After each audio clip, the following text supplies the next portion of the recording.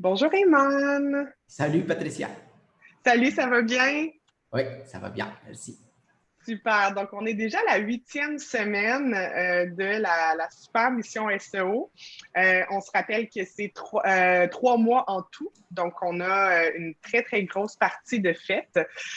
C'est sûr que j'avais un peu sous-estimé les vacances parce que, bon, on est dans la période estivale au moment où on enregistre ça. Donc, il y a beaucoup de gens qui partent en vacances. Donc, dans nos collaborateurs autour du projet, bien évidemment, il y a Alexandra, hein, qui, elle, est, je crois, présentement en vacances. Donc, je lui ai donné des petits devoirs avant ses vacances. Je ne sais pas si ça va avoir le temps de le faire avant, mais peu importe, on continue. Nous, on continue à travailler, on continue à avancer, à regarder les métriques. Et aujourd'hui, ce qu'on veut faire, on va faire une séance de travail d'environ 30 minutes. On va revenir sur les devoirs qu'on a donnés à Alexandra. On va vous les lister, on va vous les dire. Et ensuite, on va rentrer dans une notion plus technique. Donc, d'un audit technique, on va en faire une petite partie, puis la semaine prochaine, on va poursuivre.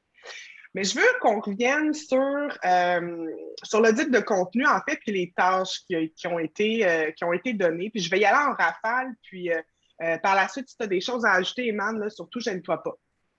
Donc, dans un On fait comme premier ça. temps, parfait. Dans un premier temps, on a indexé des pages. On a désindexé quelques pages, mais on a indexé les pages qui sont les pages de vente pour les trois principales formations, en fait, de Alexandra.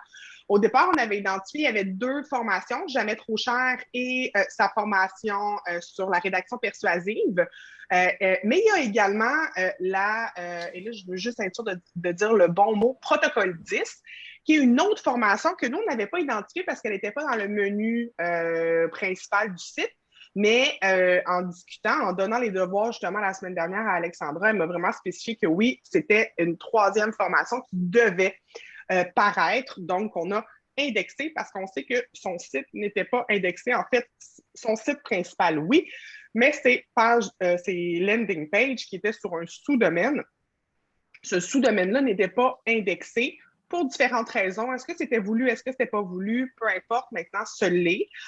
Donc, ces pages-là vont pouvoir être vues par Google et ensuite rankées, là, on l'espère, dans les premiers résultats de Google.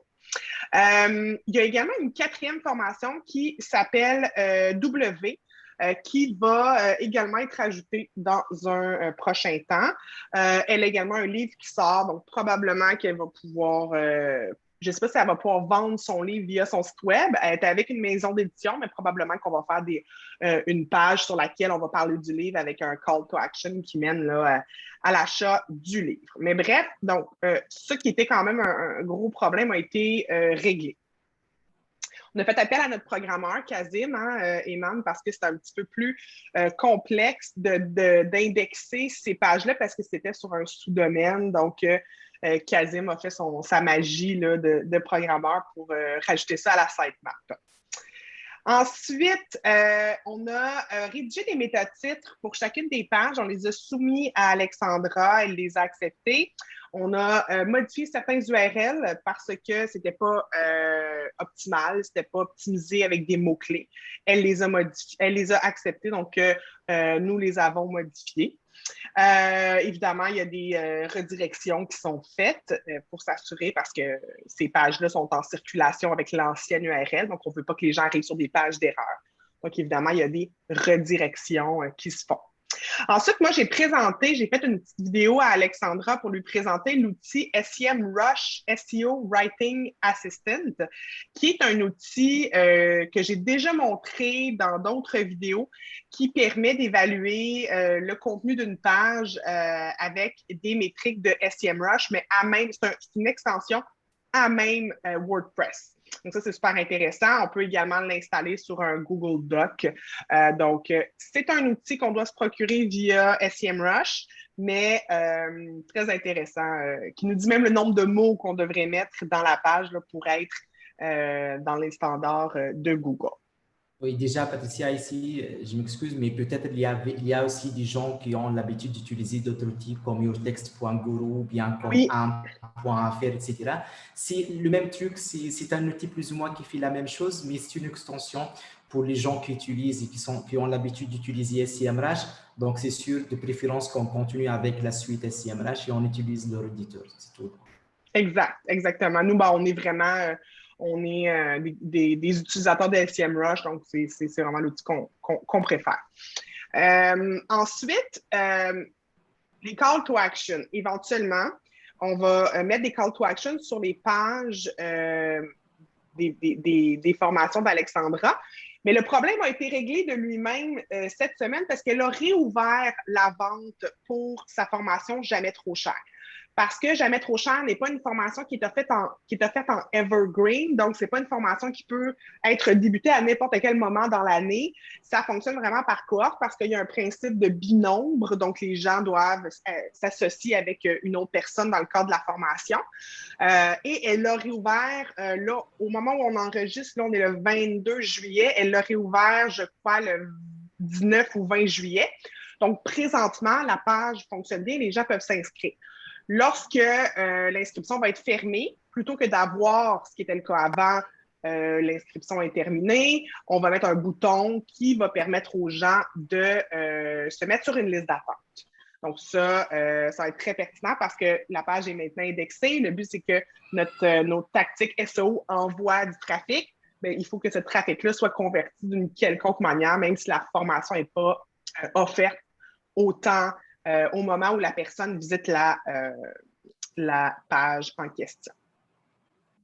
Donc, sinon, on a donné d'autres devoirs à Alexandra, rédiger ses méta-descriptions. Ça, on lui a laissé vraiment entre les mains parce qu'Alexandra, c'est une pro de la rédaction. Donc, et les méta-descriptions, c'est sûr que oui, ça doit contenir les mots-clés, mais ça doit surtout donner envie aux gens de cliquer parce que c'est ça qu'on retrouve dans Google. Donc, c'est le petit texte là, de environ 160 caractères qu'on trouve sur Google. Donc, ça, on lui a mis ça entre les mains. Également, on lui a demandé de bonifier la page auteur, donc sa page où elle parle d'elle. On lui propose ça parce qu'Alexandra Martel, c'est vraiment le visage de son entreprise. C'est la porte-parole, son nom est connu. Donc, on l'a vu dans les recherches, il y a beaucoup de gens qui cherchent Alex Martel ou Alexandra Martel. Donc, il faut qu'il arrive sur une page auteur où vraiment il voit la photo de la personne, il reconnaît c'est qui, une bio qui est étoffée, quelque chose qui est vraiment un petit peu plus optimisé que ce qui était là présentement. Un autre de ses devoirs, ça va être la page mère de ses formations. Et c'est drôle, c'est elle qui l'a apporté. Quand on s'est parlé la semaine dernière, elle et moi, elle dit « Ah, j'ai pensé à quelque chose, tu me diras ce que tu en penses. » J'ai pensé rédiger une page sur laquelle je vais parler de toutes mes formations, puis je vais les comparer pour que les gens sachent laquelle. Parce que, tu sais, il y a des formations qui sont des niveaux, certains niveaux, mais aussi le pricing, c'est complètement différent que la rédaction persuasive. Donc, comparer ces formations, voir à qui ça s'adresse, puis laquelle me conviendrait le mieux, moi, en tant qu'utilisatrice de son site, qu'internaute qui arrive sur son site. Et c'était dans les tâches qu'on voulait lui donner. Donc, une page que les gens arrivent, c'est toutes les formations, un descriptif de chacune de ces formations-là avec des boutons qui vont mener aux différentes pages là, où on a vraiment le descriptif très approfondi de la formation en question. La page d'introduction pour son blog aussi, parce que son site, pour l'instant, son site, c'est un blog. Donc, une page d'introduction pour dire c'est quoi le contexte de son blog, pourquoi, avec peut-être des catégories pour des articles qui vont traiter de la rédaction persuasive, les articles qui vont traiter du pricing. Donc, une page de blog, on arrive, on comprend dans quel univers on se trouve. Parce que pour l'instant, son blog, on arrive, c'est la page d'accueil. Il n'y a pas de mise en contexte. Puis, tu sais, tout ça, puis je sais que tu vas être tout de suite d'accord avec moi, c'est vraiment un mix entre le SEO, mais aussi le user experience, tu sais, parce qu'on aura beau amener plein de trafic, si les gens arrivent sur un site puis ils ne comprennent pas son où, puis ils ne savent pas où cliquer, puis ils ne savent pas quoi faire, on n'est pas plus avancé, hein? Ça, on en a Déjà, parlé souvent. on aime bien appeler ça, voilà, on va vous amener des leads, Ouais, c'est-à-dire des clients -1, ça reste au site web. Voilà, maintenant, de rendre ces leads-là des vrais clients, ils s'inscrivent, bien, ils achètent la formation, etc. Donc, le exact. rôle de SEO, toujours, c'est d'amener des leads vers la page d'accueil ou bien vers les landing pages. Et le reste, c'est l'histoire du user experience finalement. Exactement. Puis une conversion, c'est pas juste un achat, hein, tu sais, sur un site web. Une conversion, ça peut être une inscription à l'infolette, ça peut être un partage. Donc, en fait, c'est une action que les gens posent, mais pour que les gens posent des actions, il faut qu'il y ait des possibilités de poser des actions. Donc, c'est pas mal ça, en fait. Je te dirais, par rapport aux devoirs, puis par rapport au retour de la semaine dernière, je ne sais pas si tu avais d'autres éléments à ajouter de ton côté. Non, pratiquement, Patricia, déjà, j'ai profité de l'accord d'Alex et j'ai modifié les URL. Donc, Oui, bien sûr, lorsqu'on modifie les URL, il faut faire très attention. Tu as mentionné ça au début, mais attention, les redirections. Il faut rediriger les anciens URL vers les oui. nouveaux. Et ici, heureusement, pour les gens qui utilisent Gutenberg, l'éditeur, donc WordPress, etc., à partir de la version 5.0, donc à vérifier, mais automatiquement, il fait la redirection de l'ancien slug vers le nouveau slug, disons, bien l'ancien permalien vers le nouveau. Reste après d'aller se connecter à votre plugin, à votre extension redirection, bien, il y en a pas mal d'autres extensions à utiliser, et vérifier la bonne redirection, c'est-à-dire aller cliquer et vérifier est-ce que ça mène vraiment vers le nouveau URL, oui ou non. Donc ça, ça a Ouais. été l'étape première à mettre en place. Le deuxième point, après avoir la validation et l'accord d'Alex, était donc de changer, de modifier les metatitles des pages, des articles essentiellement.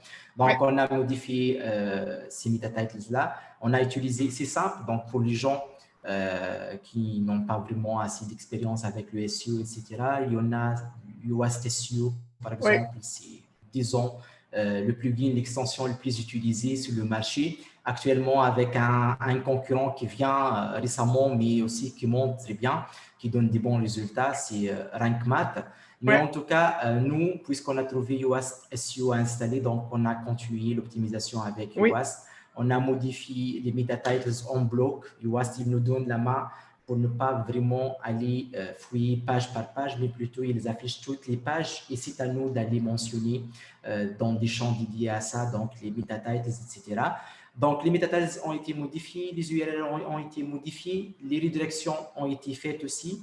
Donc pour le moment, côté technique, on a fait donc une belle partie du travail technique, etc. Bien Ouais. sûr, ce qui est sûr et certain, qu'est-ce qu'il nous reste pour cette partie-là? Il nous reste tout ce qui est les optimisations HX. On a vérifié ensemble, on Oui. voit que toutes les pages, elles ont des H1, c'est sûr et certain. Toutes les pages, elles ont des H2. La structure est là, mais est-ce qu'elle est optimisée ou non? C'est ça, donc, notre devoir à nous. Oui, ben, c'est notre devoir, mais c'est aussi le devoir d'Alex, parce que c'est vrai, je l'ai oublié dans ma liste. Donc, je lui ai fait une petite vidéo pour lui expliquer justement H1, H2, H3, la structure, et de revoir certains articles pour le retravailler, nous soumettre les propositions, voir si ça concorde avec nous ce qu'on ferait. Donc, oui, ça fait partie tu as raison de le Tout à fait. mentionner, là, des choses à faire. Bon, ben Voilà. merveilleux. Puis juste une petite aparté par rapport à Yoast SEO versus Rank Math. Nous, depuis des années, on utilisait Yoast SEO. Donc, moi, le conseil que je donne, si vous avez déjà Yoast SEO sur votre site, gardez-le. Là, c'est pas besoin de changer. Mais si vous bâtissez un nouveau site, peut-être que ça peut être pertinent de débuter avec Rank Math. Mais moi, je ne change pas. Moi, les sites qui sont déjà sur Yoast SEO, je ne vois pas d'intérêt à. Je pense pas, en tout cas, à date, j'ai pas vu vraiment que Rank Math changeait complètement la donne, mais je sais qu'il est plus apprécié des spécialistes SEO en ce moment. Mais si vous avez Yoast SEO, gardez-le. Là, moi, je pense que tu es d'accord Juste avec moi. Ouais, juste ici, Patricia, j'ajoute que c'est sûr, certain avec RankMath, on a testé ça avec 2, 3 clients. On a vu qu'il y en a aussi quelques options dans la version gratuite qui n'existaient pas dans Yoast. Parce que n'oubliez pas que Yoast, elle a aussi une version payante. Donc, ça, c'est un avantage par rapport à Yoast, mais ce qui est sûr et certain, même si vous avez un nouveau site et vous allez commencer avec l'un ou l'autre, n'ayez pas peur parce que vous pouvez merger les données, c'est-à-dire c'est comme si les deux extensions ils se connectent après et toutes les optimisations que vous avez fait sur votre site web, vous pouvez facilement les utiliser soit dans Yoast, soit donc de l'uploader dans RankMath. Donc les deux extensions, donc l'une parle à l'autre, donc il n'y en a aucun problème de ce côté-là, d'accord? Parfait. Donc là, on va faire à peu près là, un 15-20 minutes sur la première partie des notions techniques. Donc, je vais faire le listing de ce que tu vas nous montrer. On n'ira pas en profondeur dans tout, évidemment. On fait juste mentionner que c'est à faire. Tu vas nous partager un petit peu ton écran à certains moments pour nous montrer quelques petites choses. Donc, on va parler de la sitemap, on va parler du robot TXT également aujourd'hui. On va parler des outils pour évaluer la vitesse d'un site web. Donc, il y a GTmetrix, il y a Pingdom, il y a bien sûr l'outil de Google, Google Speed Insight. Ensuite, on va parler d'une extension qu'on aime beaucoup qui est WP Rocket, c'est une extension de cache et qui permet de minifier des codes CSS JavaScript. WP Rocket, peut apporter des petites choses, des changements à votre site quand vous allez, c'est un plugin de cache, donc très souvent, la difficulté, c'est que lorsqu'on fait des modifications sur notre site, il faut vider le cache, sinon les gens ne voient pas ces modifications-là. Mais bref, c'est vraiment un outil très performant. Au niveau de la compression des images, il y a Imagify, qui est aussi un outil de la grande famille de WP Rocket. On va vous en parler. On a parlé déjà de Yoast SEO. On va le montrer rapidement. Et les textes alternatifs aussi qui sont à mettre sur les photos sur votre site web. Donc, c'est les éléments qu'on va voir ensemble. Donc, je te laisse peut-être partager ton écran, Eman, si tu veux commencer à nous faire cette petite démo-là. OK, donc je partage mon écran. Alors là, on va commencer avec la sitemap. Voilà, donc ici, c'est simple. La notion de sitemap, finalement, si vous utilisez Yoast SEO, automatiquement, une fois Yoast il est installé, il va générer automatiquement votre sitemap. Pour y accéder ou bien pour ouvrir la sitemap, c'est simple. Donc, ici, nous avons notre nom de domaine et on va ajouter sitemap-index.xml. Donc ici, on voit très bien, c'est un fichier .xml, d'accord? Donc il s'affiche au format XML, il va contenir toutes les URL qu'on veut indexer. Et ici, Patricia, toi, tu as parlé un peu qu'il y avait un sous-domaine, un subdirectories de notre site qui est un /go. Bien sûr, nous, on avait deux sitemaps. C'est pour cela qu'on a demandé à Kazim, notre développeur, d'aller merger les deux, mixer les deux. Et voilà, on voit très bien que les pages de la subdirectories /go, ils font partie de la sitemap principale. Donc, une fois on est sûr que toutes les URL sont là, c'est simple. Donc, on va prendre notre adresse ou bien l'URL de notre sitemap et aller l'envoyer à Google via le compte Google Search Console de la cliente ou bien de notre site web. Donc, dans la Google Search Console, on va faire ensemble, je vous montre exactement comment envoyer donc la sitemap à Google, Google Search Console.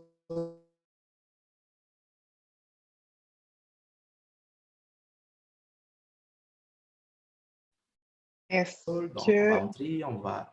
Je ne sais pas si ça a coupé de mon côté, Eman. Je ne sais pas si dans la vidéo, ça a coupé. Bon, je continue à enregistrer. Je ne sais pas, est-ce que tu m'entends, toi? Oui, c'est bon? Je t'entends. Bon? Oui, voilà, c'est bon. Très bien. Donc, je continue ici. Je vais juste aller ouvrir le bon compte. Oups, analyste. Donc, ici, OK. On va faire autrement. Google Search Console.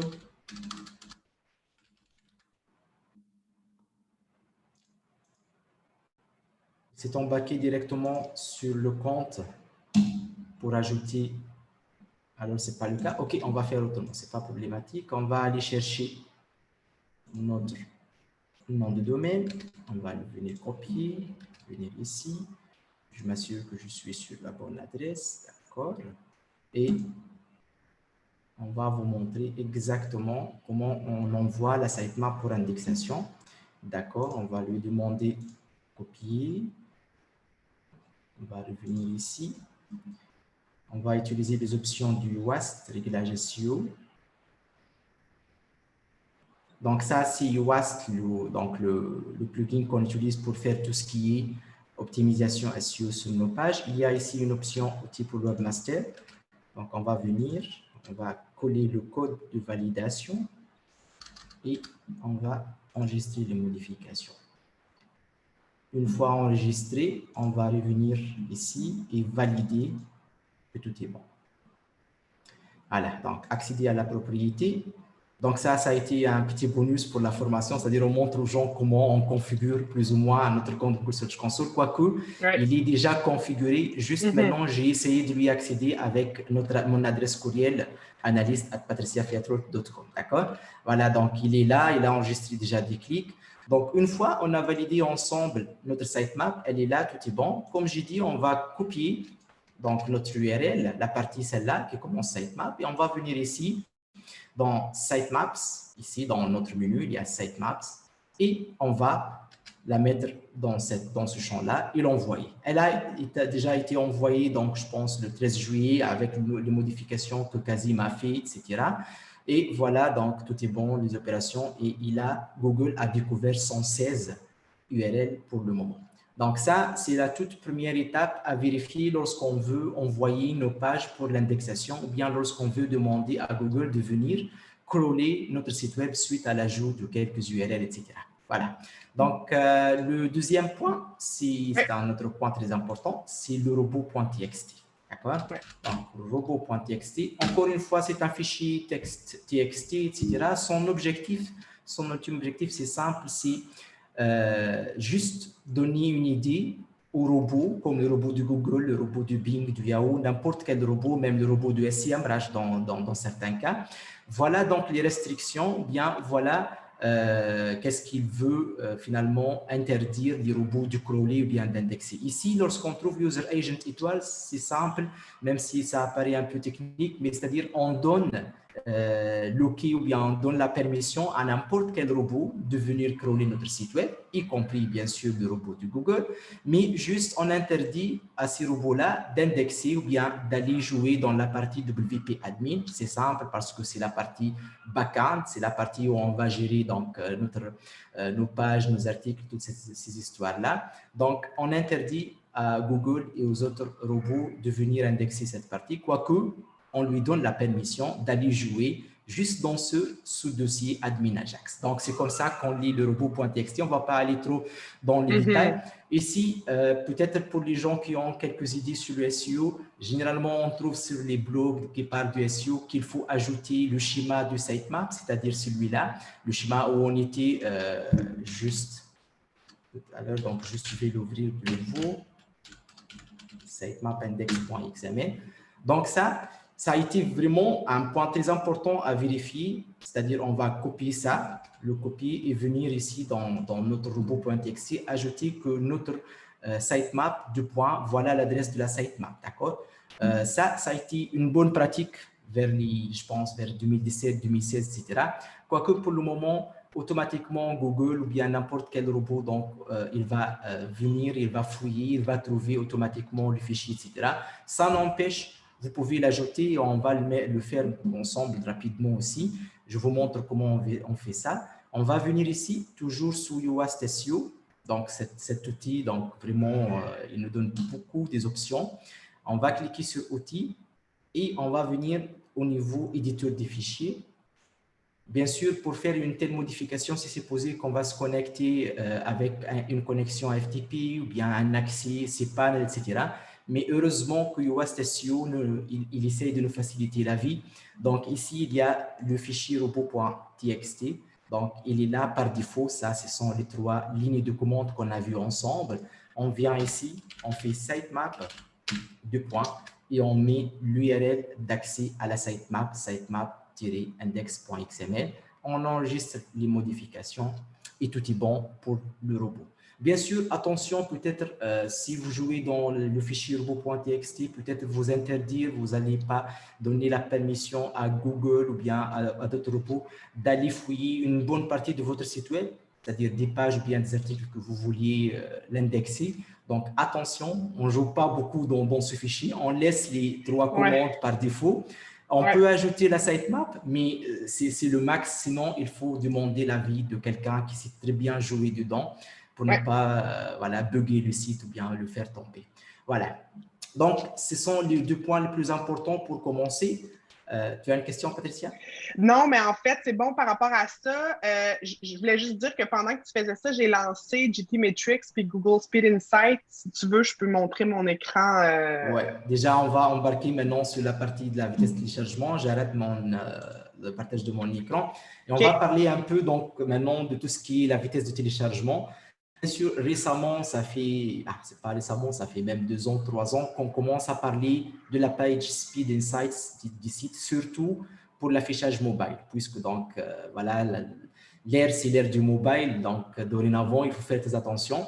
Peut-être à toi, Patricia, mais finalement, ici, ce que Patricia nous montre, c'est les scores sur mobile. On a vu en haut, il y a 42%, c'est-à-dire finalement, on n'a pas l'idéal, c'est d'avoir un score supérieur à 50, c'est-à-dire on est soit dans la partie orangée ou bien la partie verte.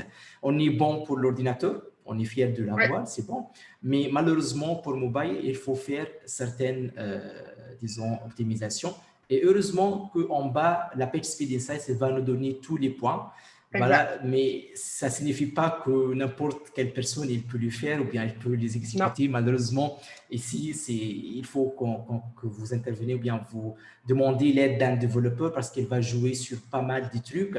Mais ça n'empêche qu'il y en a aussi quelques petites optimisations qu'on peut les faire nous-mêmes. Et ici, on peut parler un peu de WP Rocket, que tu l'as mentionné déjà. Donc, je te laisse à toi de l'introduire, peut-être, Patricia. Ben, oui, absolument. Puis de toute façon, on ne fera pas une démo WP Rocket. C'est quand même, il y a beaucoup de choses à dire, mais WP Rocket peut justement répondre à ces besoins-là. Donc, les sources qui bloquent le rendu, notamment ici, minifier là, certains codes. Mais on voit déjà qu'une seconde peut être améliorée. Une seconde, c'est énorme. Là. Donc, on peut faire un travail qui est intéressant avec WP Rocket. De toute façon, on sait qu'il y a une refonte du site qui s'en vient. Donc, on ne va pas non plus passer trop de temps là-dessus parce que dans la refonte, il va y avoir tout plein de notions qui vont être travaillées. Donc, ça va. Pour la version desktop, on est super content, 92%. Si on vient du côté de GTmetrix aussi, on a vraiment des belles infos, des belles données. GTmetrix, GTmetrix est comme un peu moins sévère que Google Speed Insight. Donc, on a très souvent des meilleurs résultats de ce côté-là. Mais c'est sûr, comme tu l'as dit, ça prend le travail d'un développeur. Ce n'est pas n'importe qui peut aller jouer là-dedans quand on ne sait pas ce qu'on fait sur le site. Je vais vous mettre, j'ai un lien un lien affilié là, avec WP Rocket. Donc, si vous avez des questions, gênez-vous pas. Donc, patriciafiatro.com/WP Rocket pour l'utiliser. C'est un outil qui est quand même qui n'est pas donné, là, je pense 200-300 $ par année, en tout cas pour avoir plusieurs sites. Je crois qu'on peut avoir une version un petit peu moins chère lorsqu'on a seulement un site, mais vraiment, là, c'est un outil qui est très, très intéressant. Je vous le conseille. Puis si vous avez des questions, n'hésitez pas là, à nous contacter. Donc, voilà juste une petite aparté comme ça qu'on faisait au niveau de la vitesse. Il y a également Imagify, qui est un outil de WP Rocket qu'on peut... il y a l'extension WordPress qu'on peut télécharger pour venir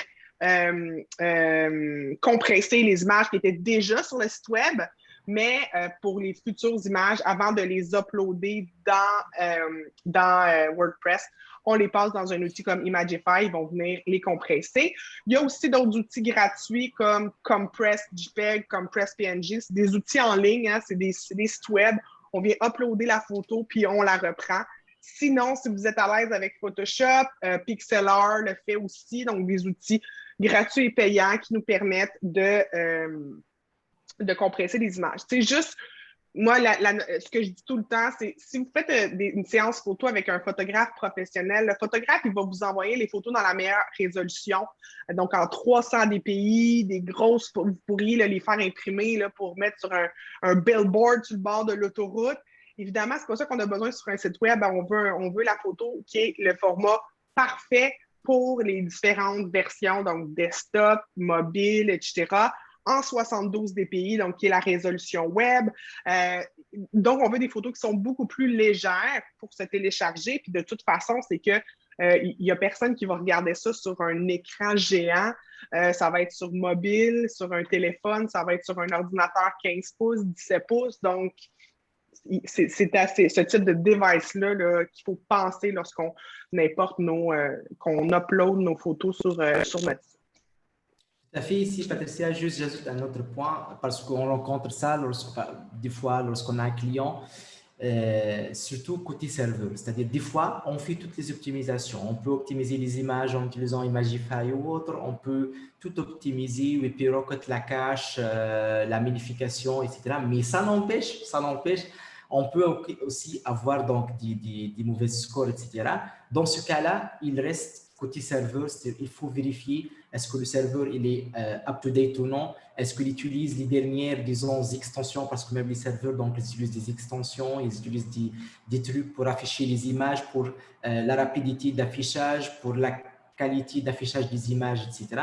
Donc, tout cela aussi, donc, ça fait partie du jeu. Il y en a aussi ce qu'on appelle l'hébergement mutualisé, ou bien est-ce qu'on a vraiment une adresse IP dédiée uniquement à notre site web. Donc, il y en a pas mal de points. On ne veut pas compliquer les choses, on veut rester le maximum possible dans les trucs les plus connus. Donc, pensez aux images, c'est sûr et certain, donc ça, pas question. Pensez bien à tout ce qui est la cache, le système de cache que vous allez utiliser, WP Rocket, quoique aussi, WP Rocket, c'est parmi les meilleurs, mais ça n'empêche aussi, il y en a d'autres, donc je pense WP Cache, genre comme ça, donc ce sont des plugins gratuits que vous pouvez utiliser, mais l'importance ou bien l'avantage de WP Rocket, c'est l'histoire de minification de CSS, minification de JS.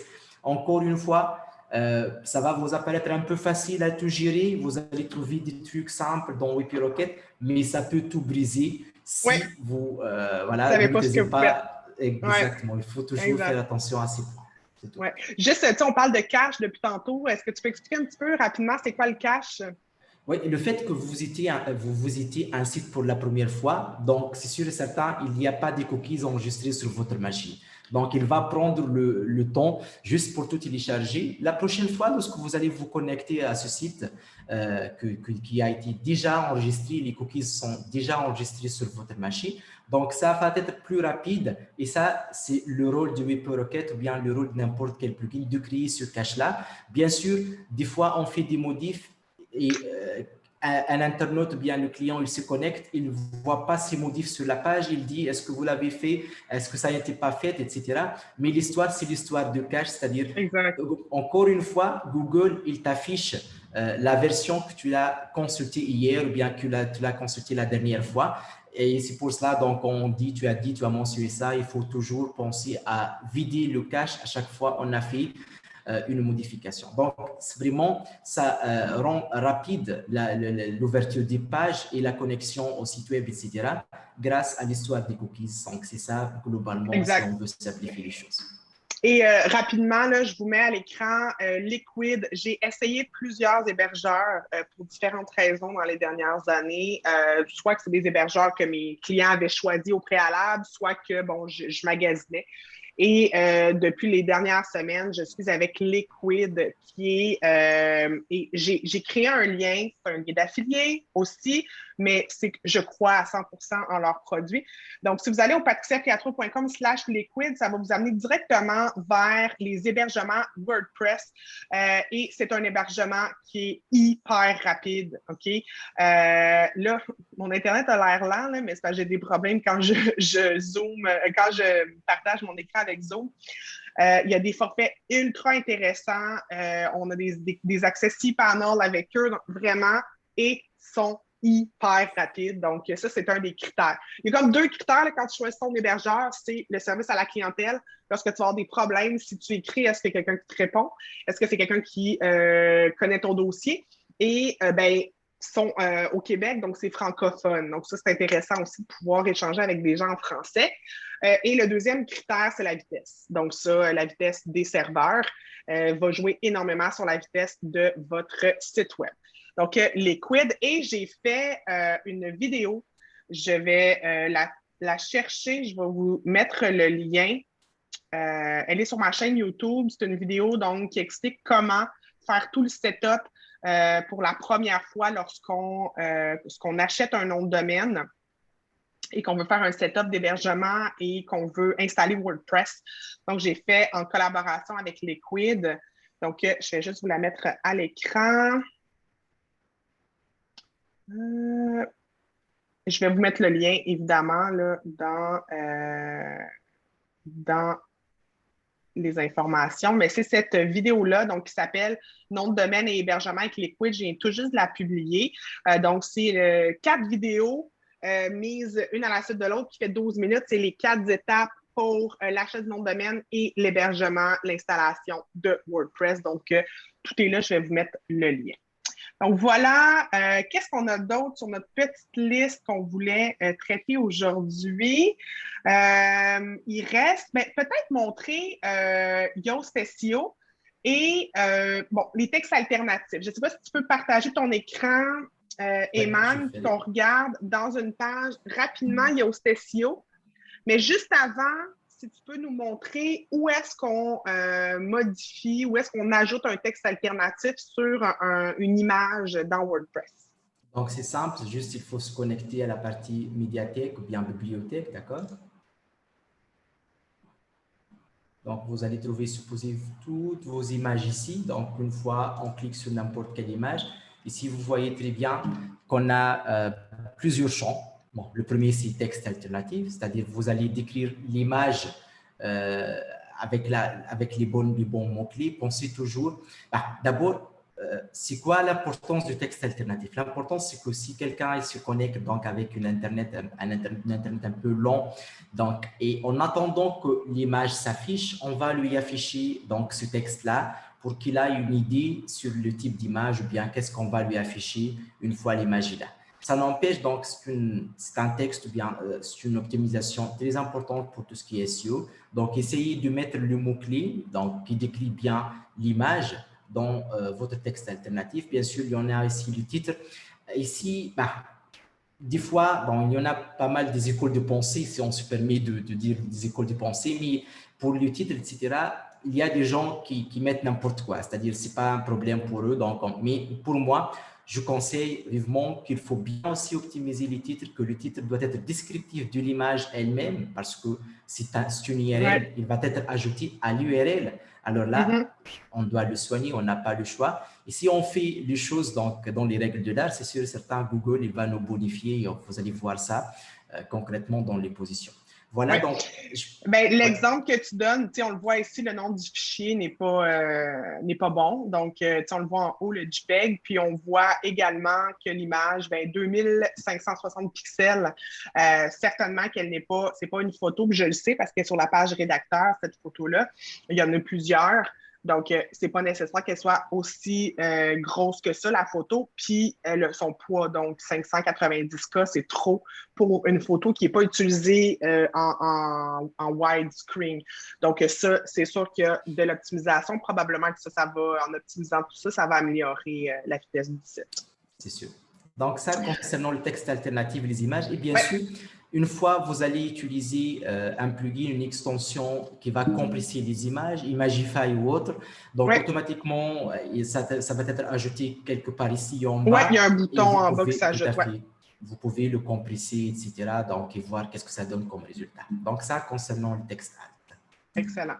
Voilà. Sinon, pour le SEO, je vais profiter parce qu'on a déjà évoqué le point qu'on a fait ensemble, les modifications des meta tags, etc. Donc, on a deux choix essentiellement. Soit on se connecte à la page. Par exemple, on va ici ouvrir n'importe quel article par hasard. On va ouvrir le premier, par exemple. Donc, on va se connecter en mode edit à cette page. Et c'est sûr et certain, ici, à côté, vous allez trouver donc où vous pouvez donc modifier, etc. tout en bas. Ici, alors là, donc là, c'est une longue page. On va descendre encore. Tac, tac, tac, tac. Voilà. Donc ça, sur le box Yoast SEO, c'est ici que vous pouvez ajouter votre requête cible. Requête cible, c'est quoi? Le mot-clé unique sur lequel vous voulez positionner cette page. Donc, pensez à la bonne mot-clé parce que ici, lorsque vous allez mettre votre requête cible, vous pouvez, bien, Yoast va vous donner des estimations, ou bien un score SEO et un score sur la lisibilité avec plusieurs donc, propositions, des améliorations, aussi des problèmes en cas où. Bien sûr, ici, encore une fois, c'est pas... c'est-à-dire si on va respecter à la lettre les améliorations, les propositions du Yoast SEO, c'est pas vraiment qu'on va avoir le bon positionnement, etc. Mais ça n'empêche, ça peut nous donner une idée, une orientation plutôt sur le problème qu'on a sur une page en particulier par rapport à la requête cible qu'on a choisie. Ici, donc, on s'est connecté pour vous montrer comment on peut changer, modifier, optimiser la meta title. C'est ici. Donc, une information, la meta title, bien la meta titre de la page, il ne faut pas qu'elle dépasse 60 caractères, grand max 65 caractères. Donc, c'est très important. Il faut aussi mentionner les mots-clés sur lesquels on veut positionner la page au début de la meta title. Par exemple, ici, pricing de valeur et stratégie de prix. Donc, c'est très important. Le slug ici, lorsqu'on veut modifier donc l'URL de la page, on peut modifier le slug. Et comme j'ai dit au début, une fois on a modifié le slug, celui-là, automatiquement, donc dans la version Gutenberg, automatiquement, la redirection va être créée. Et après, vous pouvez aller vérifier donc si tout est bon dans votre plugin de redirection. Et c'est ici, en attendant bien sûr que Alex nous envoie les meta descriptions, on va inscrire donc les métadescriptions dans ce box-là. Et bien entendu, comme Patricia l'a mentionné au début, il ne faut pas dépasser 156 à 160 caractères pour la métadescription. Elle n'est pas assez importante côté positionnement, mais elle est super importante côté UX et côté surtout CTA ou bien côté taux de clic, c'est-à-dire c'est elle qui va, comment dire, donc, pousser les gens à cliquer sur votre résultat et ne pas cliquer sur un autre résultat. Donc, attention, elle est top importante. Oui, tu sais, c'est ça, c'est la seule chose sur laquelle on a du contrôle. Tu sais, sur les réseaux sociaux, on a des belles images, on peut mettre des vidéos, on peut mettre plein de choses pour inciter les gens à cliquer. Sur Google, on n'a que le métatitre puis la métadescription. Donc, il faut l'optimiser à son mieux, vraiment. Tout à fait. Ici, donc, on ne va pas aller plus dans le détail, mais puisque tu as parlé de l'SIMH, SEO Rating Assistance, c'est celui-là. Donc, en fonction de la requête cible, il va vous donner donc un score ici 2 sur 2 sur 10. C'est-à-dire qu'il faut bien optimiser cette page pour améliorer la lisibilité, le SEO, etc. Donc, c'est sûr et certain, pas mal de propositions, des améliorations à faire. Donc, on va donner toutes ces recommandations à Alex, lui demander de réoptimiser son contenu juste pour améliorer donc ce score en particulier. Donc, ça, concernant la partie meta titles, meta descriptions, etc. Mais ça n'empêche, si on revient à Yoast, vous allez voir, donc, il y a pas mal de fonctionnalités. Tout à l'heure, on a vu ensemble comment on peut connecter notre site web à Google Search Console. C'est via les outils de Webmaster ici. Bien sûr, nous, on l'a fait pour Google parce qu'on s'intéresse essentiellement dans le marché canadien au Google. Mais bien sûr, si vous vendez, donc vous voulez optimiser votre site pour Bing, Baidu, chinois, Yandex, russe, etc., vous pouvez faire la même chose, c'est-à-dire chaque robot il possède son webmastering ou bien son outil de webmaster, sa search console, disons autrement dit. Quoi d'autre? Donc ici, c'est sûr certain, il y en a pas mal d'autres fonctionnalités. L'optimisation de la sitemap, qu'est-ce qu'on va mettre dans la sitemap, qu'est-ce qu'on va enlever, est-ce qu'on veut bien, donc par exemple, indexer les catégories, bien les tags, toutes ces histoires, ça se joue ici, donc à ce niveau-là, est-ce qu'on veut indexer les articles ou bien les désindexer, etc. Donc, et peut-être le point le plus important, le tout dernier, c'est les outils. Ici, je vous ai montré comment on peut modifier la meta title d'une page, la meta description d'une page. Mais si on veut faire les modifications par lot, on vient ici, on clique éditeur par lot. Voilà, donc on est dans le titre et ici, on va filtrer par publier et on va trouver page et article. On va cliquer article. Donc, on voit ici, il nous a listé tous les articles publiés pour le moment. Et c'est simple. Donc, voilà le slug URL pour y accéder. Et si vous voulez mettre à jour votre meta titles, vous venez ici, vous tapez votre nouveau meta title ou bien vous copiez-collez depuis votre fichier. Et voilà, une fois tout est bon, vous cliquez enregistrer et vous faites ça en bloc. C'est-à-dire pas besoin d'aller se connecter à chaque fois donc à la page concernée. Non, on peut optimiser ou bien on peut modifier la meta titles de toutes les pages dans un seul endroit. Même chose pour les meta descriptions. Vous venez ici donc et vous pouvez faire ça en bloc. Donc, c'est ça globalement Yoast SEO. C'est sûr, certain, il y en a pas mal d'autres fonctionnalités. C'est sûr, certain aussi, dans sa version premium, comme vous voyez ici, il offre beaucoup d'autres fonctionnalités. Mais ça n'empêche, ce sont les fonctionnalités de base avec lesquelles on peut commencer pour voir notre site ranké ou bien se positionner sur les mots-clés principaux. Voilà, donc je pense qu'on a fait le tour, Oui, Patricia, pour Yoast. absolument. Oui. Ben, Très merci bien. beaucoup, Iman, pour cette séance. Donc, la semaine prochaine, on continue avec des aspects techniques. On va également regarder, on va parler j'ai le goût qu'on parle de cocon sémantique, on va un peu parler de cette notion-là. Éventuellement aussi, tout ce qui entoure le backlinking, le netlinking, donc des astuces pour trouver des liens qui vont mener vers notre site. Fait que je te remercie infiniment, Iman, puis on se reparle la semaine prochaine. Allez-y, merci Salut, à toi et à la prochaine. Bye bye. bye.